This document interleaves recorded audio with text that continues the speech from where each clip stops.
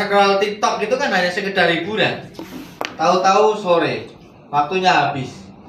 Bapak Ibu yang saya hormati, saya ada teman kokam.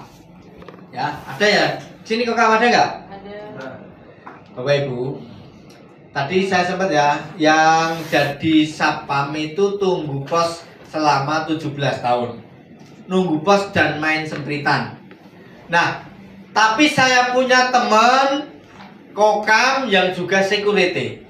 Setiap dia jaga pos, dia punya target setiap hari 3 ayat. Pokoknya saya 3 hari, 1 hari 3 ayat. Saya harus 3 ayat hafal.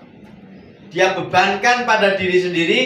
Daripada saya ngalamun, daripada saya hanya saya membebani diri saya sendiri, pokoknya mentarget diri sendiri 1 hari 3 ayat. Akhirnya dia bisa 3 juz. Dan termasuk kokam yang diumrohkan Adi Hidayat milad tahun lalu.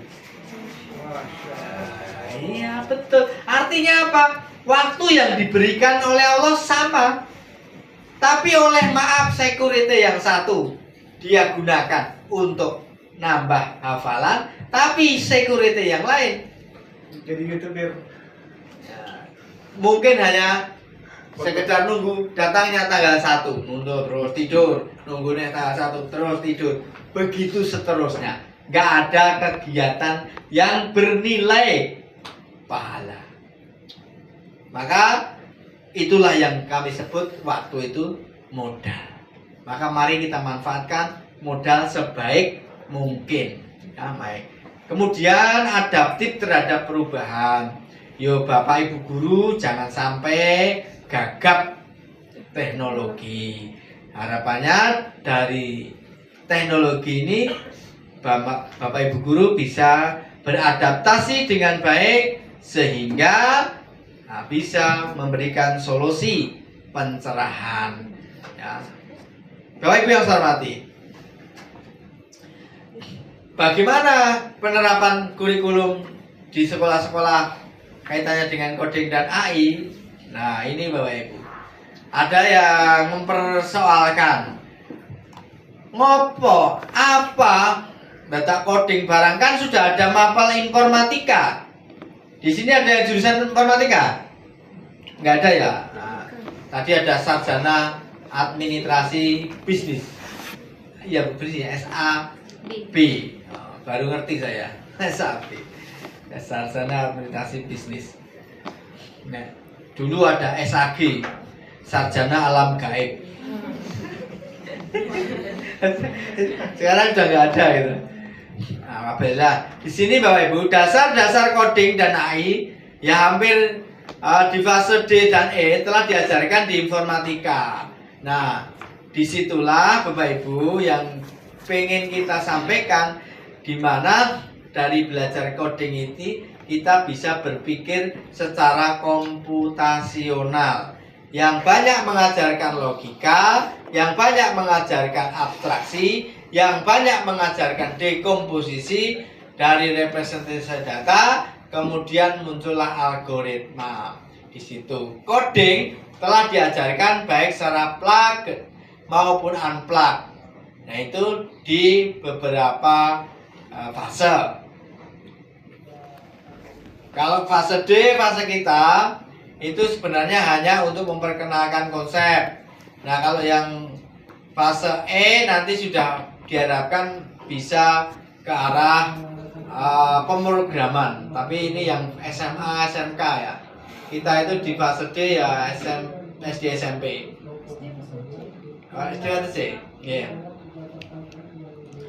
KKA coding itu. Nah ini ada pertanyaan, berdiri sendiri atau tidak ya, nanti kira-kira dari penjelasan yang di sini tadi nanti bisa Anda jawab.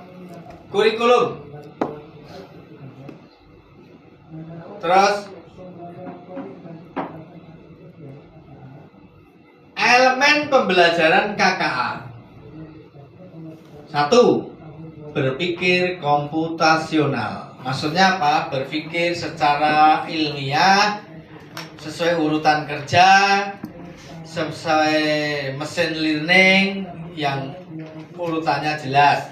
Kedua, literasi digital. Ya, harapannya ketika kita belajar KKA itu bisa menambah literasi kita. Ya, baik itu literasi numerik maupun literasi bahasa maupun visual. Kemudian yang ketiga, algoritma pemrograman. Maksudnya nanti akan kita sampaikan beberapa prompt yang bisa menjadi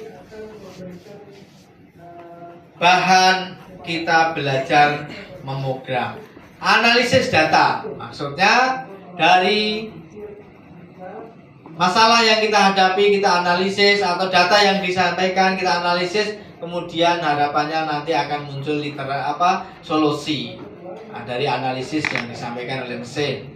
Literasi dan etika kecerdasan artifisial. Nah, ini yang tidak kalah penting Bapak Ibu. Yang paling kita harapkan ini adalah etika. Etika bersosial media.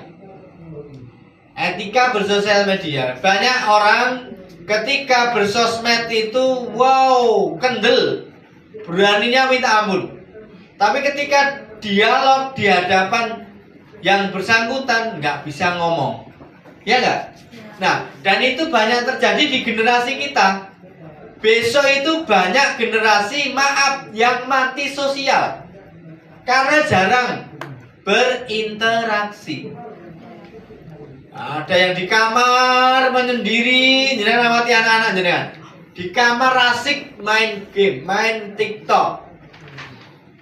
Kemudian ada lagi, sudah itu kalau nulis disingkat-singkat, YTC, YTH, TDK, YG, ya enggak?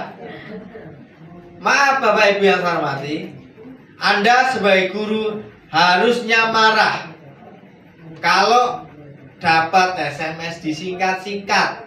Itu merusak, karena nanti akan latah. Tiap hari akan seperti itu. Nah, ini cepet Mas, biar cepet. Hendak justru malah berkesempatan ketika kita nulis SMS itu gunakan kaidah penulisan bahasa Indonesia yang baik dan benar. Karena itu sebagai bentuk pembelajaran, pembiasaan. Kalau hanya disingkat-singkat, Assalamualaikum BRWB, malah berash, kan gitu ya. Ya, artinya nggak ada, kan gitu ya. Maka menjadi penting Bapak Ibu, mari kita manfaatkan media sebagai sarana belajar, di mana ini penting, literasi dan etika kecerdasan artifisial. Maka tidak aneh Bapak Ibu, kunci sukses diantaranya saat ini yaitu orang yang bisa berkomunikasi.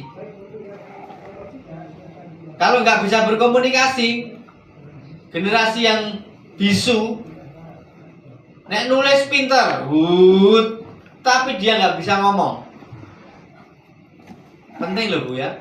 Maka anak-anak mulai kita desain, jenengan yo mulai desain ketika ada proyek, maka anak-anak disuruh presentasi, ajar ngomong. Itu harapannya apa? Nanti biar pada belajar menyampaikan.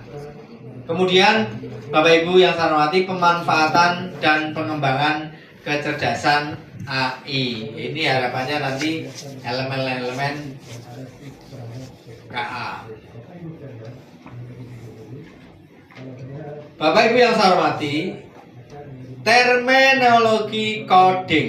Nah, terminologi coding. Istilah coding berkaitan dengan instruksi. Instruksi yang dipahami dan dijalankan oleh komputer. Itulah yang disebut dengan terminologi coding. Pengertian coding secara sederhana adalah cara manusia berkomunikasi dengan komputer.